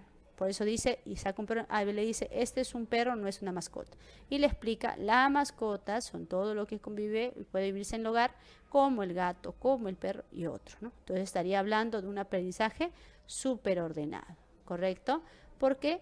Porque permite que él ahora reconcilie todos esos datos que ha tenido aislados en una sola cosa, ¿no? Que es, en este caso, las mascotas. Por eso dice aquí, David Ausubel planteó tipos de aprendizaje según el proceso de asimilación. Puede ser subordinación, puede ser superordenación o combinatorio. Según el caso, Abel ha establecido la relación entre el concepto nuevo, que es general, mascota, y la información particular, perro y gato, lo cual indicaría que es un aprendizaje superordenado. ¿Está bien? Muy bien. Entonces ya tienes la 2, barquito. Ahora vamos a la pregunta número 3. A ver, ¿qué dice? Cada vez que salían a comer, Ismael, que tenía 3 años, veía el gran cartel de letras verdes con el nombre de pollería Coquis. Él veía, bueno, días después, Ismael, al ver el nombre de la pollería en la hoja de una revista, le dice a su mamá, mira, la pollería Coquis. El enunciado anterior hace referencia a ¿qué? ¿Qué teoría? Claro, o sea, dice, veía el cartel de letras anticipadamente. O sea, eso sería una representación, ¿no? Una imagen que representa a esa pollería, por decirlo así, ¿no? Comida, pollo, ¿no? Algo así. Y cuando él ve esa imagen en un periódico, le dice, ah, la pollería Coquis. O sea, quiere decir que ha entendido eso, que ha podido reconocer esa información porque tiene un conocimiento previo, ¿no? En este caso sería, en todo caso, el aprendizaje significativo, ¿no? Algo que recuerdo, me estaban comentando también, es que en el examen de admisión hace un tiempo vino justamente que un niño había aprendido a decir mamá refiriéndose a su mamá, ¿no? O sea que él tiene su mamá y la imagen de su mamá es la que está en mente. Ese tipo de aprendizaje, ¿cuál es? Decía. Pues es un aprendizaje significativo, porque él asocia el conocimiento previo de su mamá con la imagen de su mamá, por decirlo así, ¿no? Entonces, en este caso, ese conocimiento de mamá, ¿no? Mamá, de tratarla, y ahora con la foto mamá, es porque estaría pasando, en este caso, de una representación individual. ¿Te acuerdas de la moneda? El monedero, perdón, representación individual, mi mamá, todavía está en el proceso, ¿no? Al ver la foto sigue diciendo mi mamá, ¿no? Por decirlo así. Ya posteriormente pasará al concepto mamá, que engloba todo, y finalmente pasará a una proposición o algo más amplio del concepto mamá, ¿no? Bien, entonces ahí estamos viendo la idea. Muy bien, listo, clave dado. Cuando el sujeto encuentra sentido asociándolo de manera espontánea con sus propias expectativas y saberes previos. Es decir, la nueva información adquiere significado o significancia psicológica, pues está relacionado con los conocimientos previos. Ahora se ha hecho solo uno, ¿no? Según el enunciado planteado, Ismael le da sentido a lo que está percibiendo a la hora de una revista a raíz que utiliza su conocimiento previo de la pollería Coquis. ¿Bien? Sería significativo. Muy bien. A ver, la pregunta número 4. ¿Qué nos dice? A ver, nos dice. Respecto a la teoría del aprendizaje propuesto por David Ausubel, señale los enunciados correctos. ¿Cuál de estos enunciados son correctos? A ver, ¿considera que el docente es el centro de la enseñanza? ¿Te acuerdas que en un momento dado te refería que Brunner había tenido 2 influencias? Uno es Jean Piaget, considerando que Jean Piaget le ayudó o en todo caso aportó en él, considerando que había un proceso inductivo, ¿no? Para llegar a aprender, ¿no? Un paso a paso que el estudiante va llegando con los andamios supuestamente, para llegar a ello. Ya, el primer aporte de Piaget fue eso, ¿no? O sea, quiere decir que por la inducción uno llega a aprender, en primera instancia. Segundo punto que apoyó Piaget fue la forma como aprende, ¿no? Desde lo concreto, por decir el contacto con el objeto, la imagen, y luego viene lo simbólico. ¿Ya? En eso también Piaget había sido una buena influencia, una gran influencia, ¿no?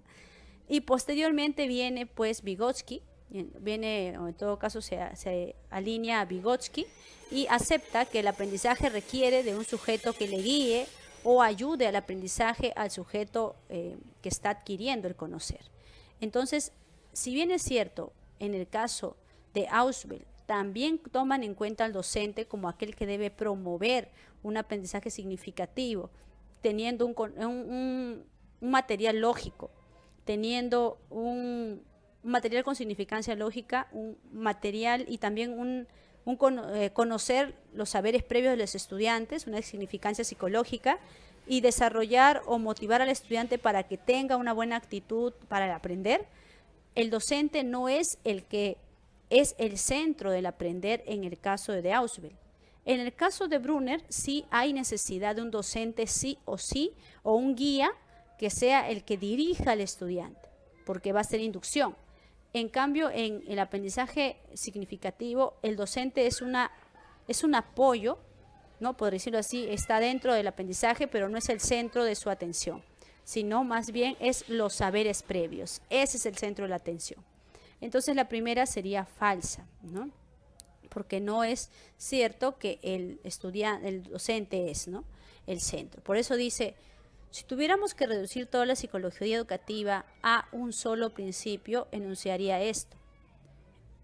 El factor más importante que influye en el aprendizaje es que el alumno ya sabe. Averigüe esto y enseñe consecuentemente. O sea, está diciendo, enfócate en sus saberes previos. ¿Ves? Entonces, no sería el docente, en este caso, el centro de la enseñanza. 2. Enfatiza la enseñanza del uso del método inductivo, enfatiza la necesidad del uso del método inductivo en la enseñanza. ¿Quién te hace más inducción, Ausubel o Brunner? Tú tienes la respuesta, ¿verdad? Por supuesto, Brunner es el que dirige por inducción. En cambio, Ausubel usa la deducción, más bien lo contrario, ¿no? Se trata de trata de que el estudiante a través de su conocer previo pueda enganchar al nuevo conocimiento o logre que este conocimiento agarre el anclaje, ¿no? Entonces sucede que sería contrario. El uso del método inductivo en la enseñanza lo plantea Brunner, el cual considera en presentar casos o ejemplos a los estudiantes para que puedan explorar y así poder aprender, mientras que Ausubel propone el uso deductivo, ¿no? De lo que sabes, aumentas más conocer, deduciendo ciertos principios que ya tienes de repente, ¿no? De los principios que ya tienes, de las leyes que ya tienes, ¿no? Vas deduciendo. Muy bien. Y la tercera dice, propone que la nueva información debe incorporarse a la estructura mental del estudiante. ¿Será así o no será así? Claro que sí, claro que sí. Propone que la nueva información debe incorporarse por esos saberes previos, ¿no? Uno de los principales puntos, lo ha dicho Ausubel infinidad de veces, es el conocimiento previo o significancia psicológica, ¿no? Bien. Y la tercera, ¿considera que el factor más importante en la enseñanza es lo que el estudiante ya sabe? Sí, también, ¿no? El conocimiento previo. Afirma de manera explícita y contundente que lo esencial que viene a ser los saberes previos del estudiante en el proceso de enseñanza. Clave dadito. Muy bien. Ahí está la clave dadito. Seguimos. Número 5. Respecto a la teoría del aprendizaje propuesta por Jerome Brunner, señala los enunciados correctos. Ya vimos a Ausubel, ahora vamos a ver a Brunner.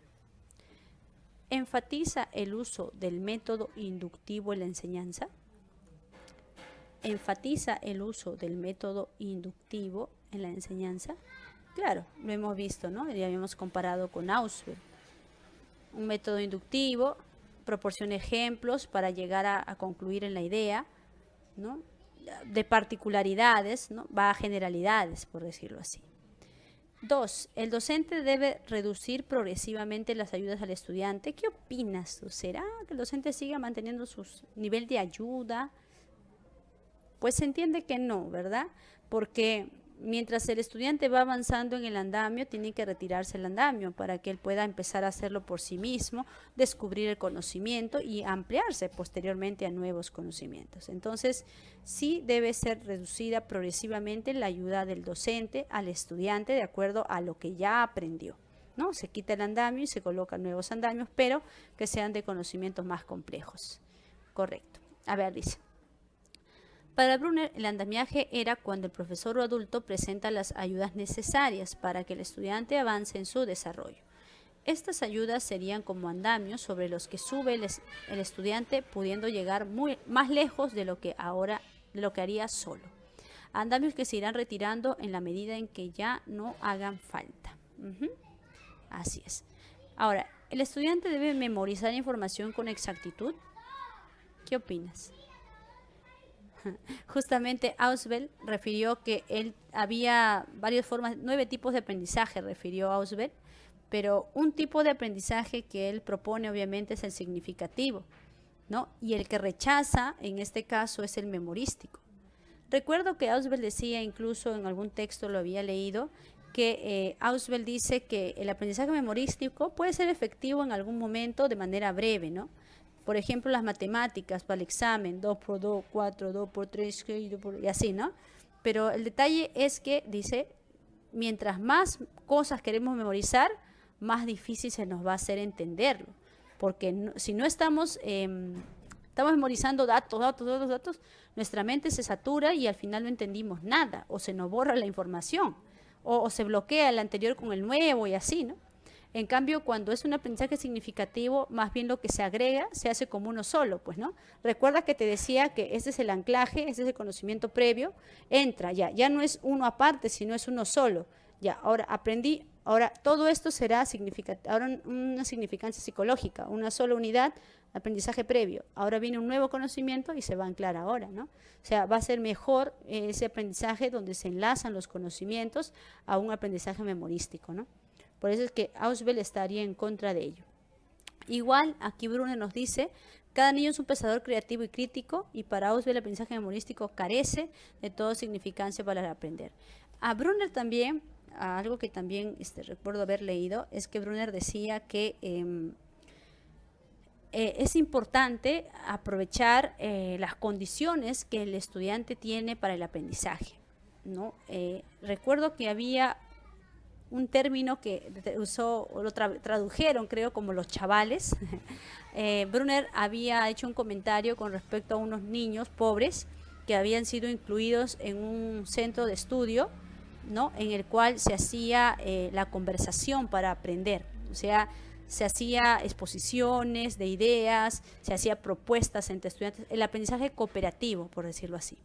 Entonces Brunner dice, los chavales, ¿no? Traducidos eso, bueno, los chavales han aprendido en la interacción, por eso es importante, él habla de la interacción ya social posteriormente, de acuerdo a la influencia de Vygotsky, ¿no? Han aprendido en la interacción por cooperación y por exponer pues su propio material. Era imposible que esos chavales no aprendan, ¿no?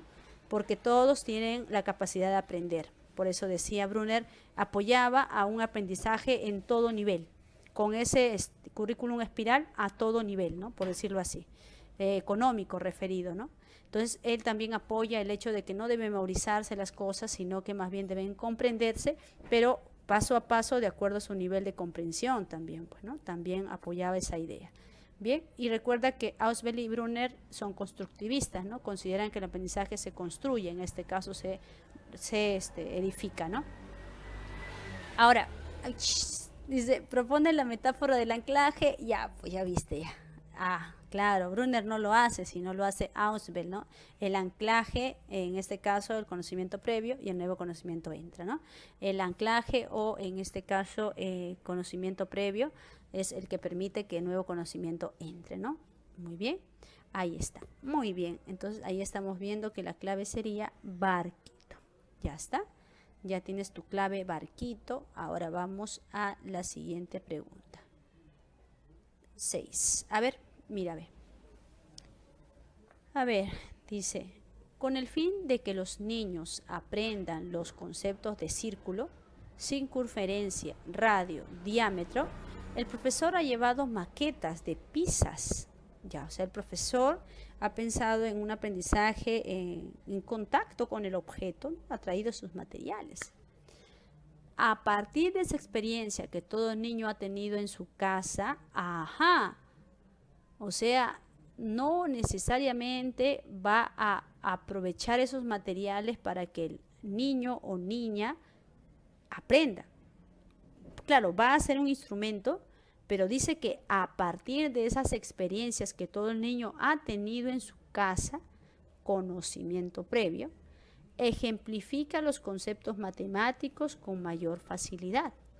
Pero maestra, al principio dice que ha traído materiales, sí, pero el punto siguiente dice que va a partir no de la experiencia directa, sino de lo que él ya tiene por experiencia previa más bien. El hecho de que el profesor utilice los conocimientos previos, ya te está aclarando esto, del haber manipulado y consumido una pizza, ejemplifique el concepto de. ¿Qué sería? Claro, pareciera al principio que es andamiaje de Brunner, ¿no? Pero cuando aclara incluso la pregunta que vamos a darnos a referencia a los conocimientos previos, sería un anclaje más bien de Ausubel, ¿verdad? Entonces ahí estaríamos viendo el anclaje propuesto, en este caso la existencia de un determinado tipo de ideas o conceptos previos que permiten establecer la relación entre el conocimiento nuevo y el conocimiento previo, denominado anclaje, ¿no? El conocimiento previo en este caso. Gráfica, con relación al caso planteado, los conocimientos previos con relación a la pizza por parte del estudiante que son utilizados por el profesor para ejemplificar los conceptos matemáticos con facilidad, haría referencia al término anclaje, planteado por David Ausubel, ¿verdad? Clave dadito. Ya está. Muy bien. Entonces tenemos la pregunta número 6 también ya desarrollada. Ese profesor parece presidente de Rusia, ¿no? Vladimir. Ya vamos a ver. A ver, la siguiente. A ver, 7. Mariana ya conoce lo que es una tiza. Muy bien, ya conoce conocimiento previo. Pues a veces en su aula ha salido a resolver problemas en la pizarra. ¿Quién no ha salido a pasar roche en la pizarra alguna vez? Tú y yo. Un día visita a su abuela, que es costurera, y le pide a Mariana que le ayude a buscar su tiza de sastre. Mira, yo también tenía mi tía, que era costurera, y sí me ha pasado. Búscame la tiza, se me ha caído, me dijo, me acuerdo. Mariana busca una tiza en forma cilíndrica y alargada. Me siento identificada. Sin embargo, cuando su abuela encuentra la tiza de sastre, es como la uña de la guitarra. No sé si te habrás pasado, si has visto alguna vez. Cuando su abuela encuentra Mariana queda desconcertada al verla aplanada, muy parecida al jabón pequeño y gastado. Claro, parece la uña de la guitarra, ¿no? Cuando te quieres gastar la uña de la guitarra que compras, parecido, ¿no? Entonces dice que se quedó desconcertada, pues obviamente no era algo que la había visto de esa manera antes. Muy parecida a la del jabón pequeño. Desde ese momento aprendió que hay tizas de diferente estructura. Ausubel ha logrado un aprendizaje. Ya, entonces, ¿qué sería en este caso? Bueno, ya salió ahí. Ya salió ahí, ya lo ves. Claro, no sería arriba, ¿no? No sería arriba porque tendría que ser en todo caso, digamos, ¿no? Útiles de aula, ¿no? O en todo caso sería otro más. Aparte de tiza, mota, aparte de mota, no sé, regla, ¿no? Algo así.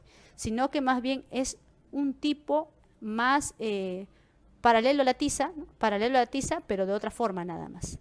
Entonces ahí sería combinatorio. El caso planteado sobre aprendizaje combinatorio, la nueva idea tiene vínculos por poseer ciertos criterios o características comunes con ideas previamente conocidas, ¿no? O sea, ya tiene la idea de tiza, pero ahora va a haber otra tiza, pero con características distintas, algunas de ellas, ¿no? Entonces, Mariana tuvo que incorporar la idea de tiza de sastre, forma aplanada, encontrada por la abuela a la idea tiza, forma cilíndrica y alargada, que ya poseen su estructura cognitiva. Lo anterior evidencia que la nueva idea con la existente presentan características comunes, ¿no? Como te refería, y son de igual jerarquía. Por tanto, no hay relación ni subordinada ni superordenada. Dice, recordar que cuando dice en activa, no sería una teoría de Ausubel, ¿no? Sino sería una teoría de Brunner más bien, en la cual dice que el aprendizaje es por actividad motora, ¿no? Contacto directo. Ya, muy bien, aclaración hicieron ahí, casita. Muy bien. Ya está. Vamos a la 8, a ver. Ahí está la pregunta 8. ¿Qué nos dice la pregunta 8? Bien, dice, con algunas cubetas, agua y espejo, la profesora Abigail ha guiado la actividad para que los niños aprendan que la luz está compuesta de varios colores. O sea, la profesora ha traído materiales, ¿eh? Ha traído materiales a la clase para que ellos se percaten, ¿no?, de lo que sucede y todo ello. Al final de la clase, los niños hacen un dibujo de la descomposición de la luz para después explicar con sus propias palabras lo que hicieron en dicha clase. Ya, ahí están los 3 aprendizajes, si te has percatado. Primero, el contacto directo, ¿no? La actividad en activa, ¿no? En activa, claro. Y luego de ella, dibuja, representa. Esa es la actividad del tipo icónica. Y finalmente explican con sus propias palabras. Eso sería simbólica. Como hizo el profesor, ¿no?, que te mostré en el video. Entonces, las actividades guiadas por Abigail ejemplifican el andamiaje. ¿Sí o no? ¿Qué dices? Clarísimo, vas a decir. Claro que sí. Muy bien. Está explicando el andamiaje. ¿Correcto? Ahora, segunda pregunta. Al explicar lo aprendido con sus propias palabras, ¿evidencia la representación del conocimiento simbólico según Brunner? Recuerda, no te vayas a equivocar, ¿eh? Representación simbólica. Claro, para Brunner sí. Pero si hablaría de Ausubel, representación sería el primer nivel y simbólico seguiría el tercer nivel. ¿Te acuerdas? Representación primer nivel, concepto segundo nivel y simbólico tercer nivel. En el caso de Ausubel sí, de Brunner sí. La representación, aprendió sus propias palabras, evidencia la representación del conocimiento simbólico, sí, porque ya está explicándolo, ¿no? Está hablándolo. Para Brunner, el conocimiento, lo aprendido se puede representar en 3 modos: en activo, a través de acciones motoras; icónica, a través de imágenes; y simbólica, a través del lenguaje oral o escrito. Bien, ¿el que ya hayan conocido un arco iris es un conocimiento previo? Sí, sí, pero docente Abigail no hizo énfasis en eso. Abigail no hizo énfasis en este caso, conocimiento previo que tenía el estudiante.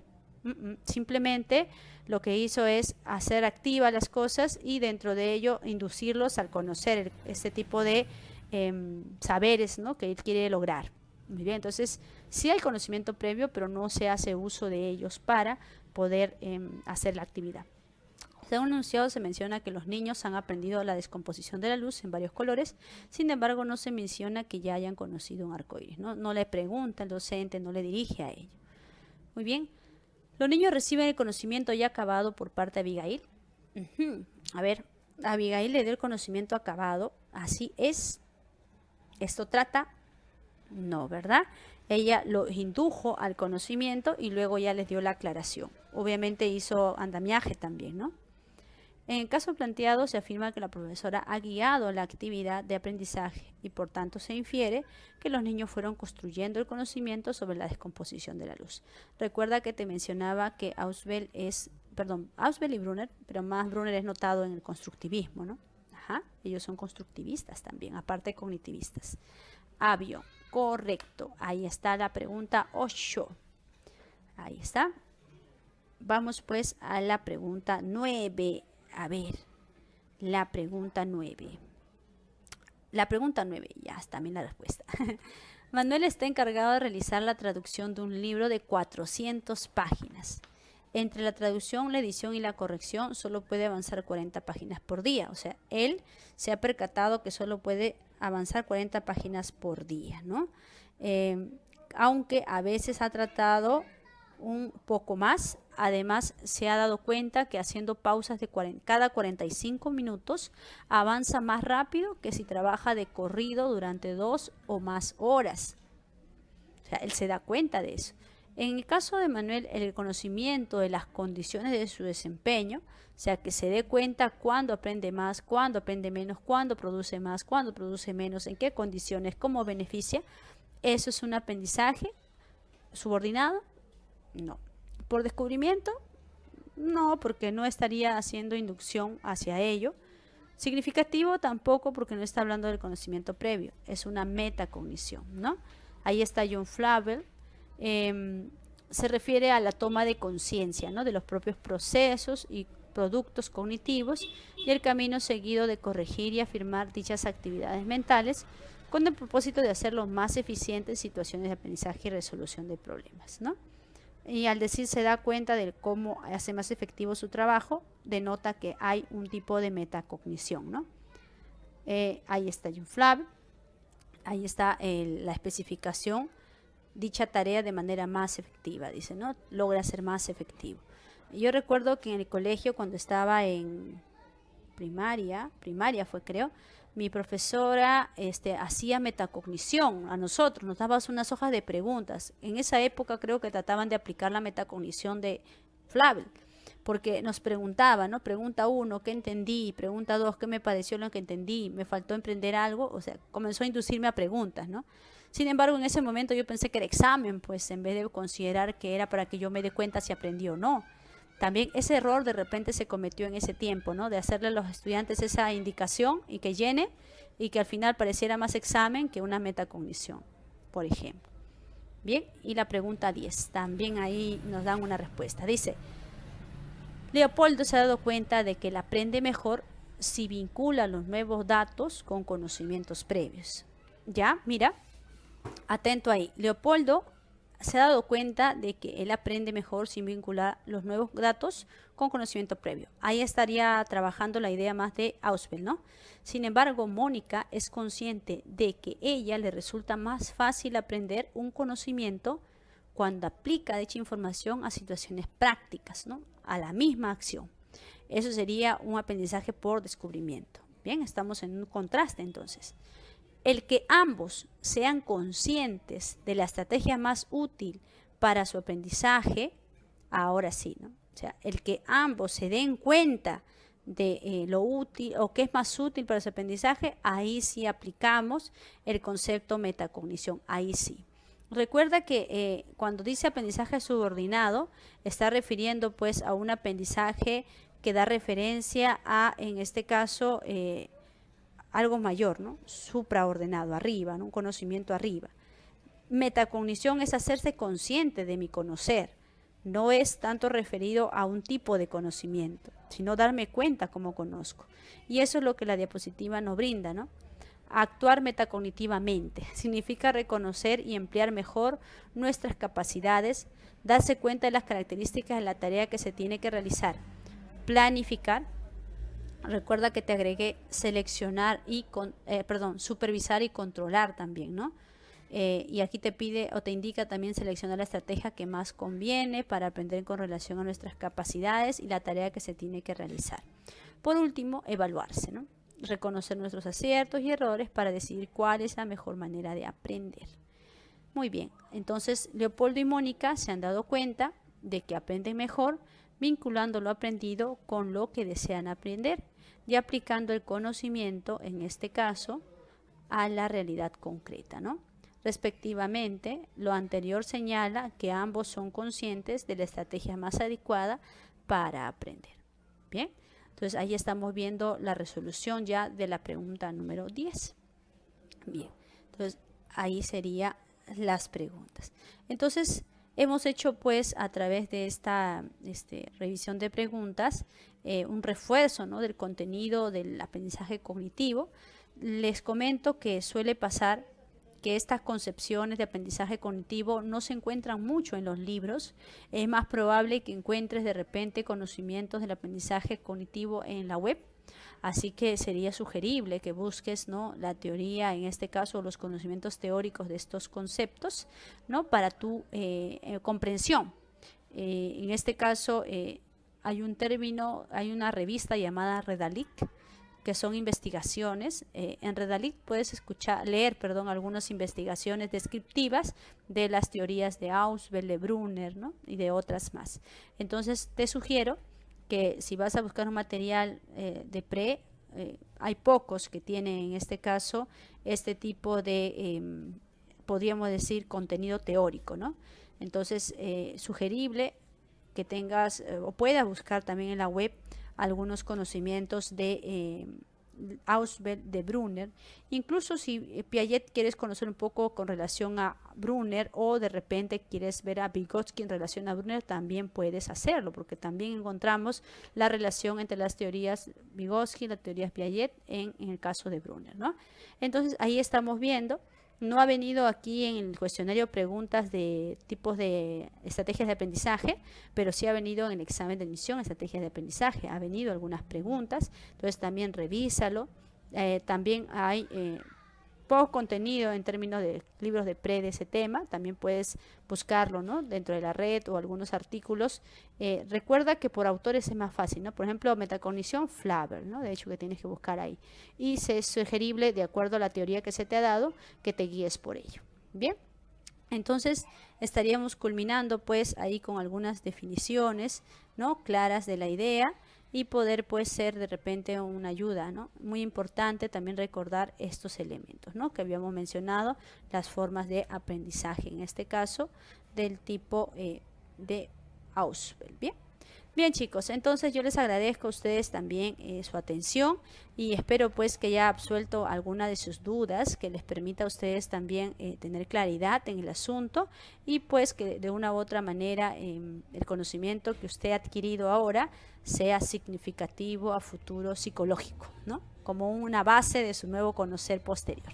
Bien, entonces estaríamos culminando ahí. Muchísimas gracias, que tengan buena tarde. ¿Ya? Hasta luego.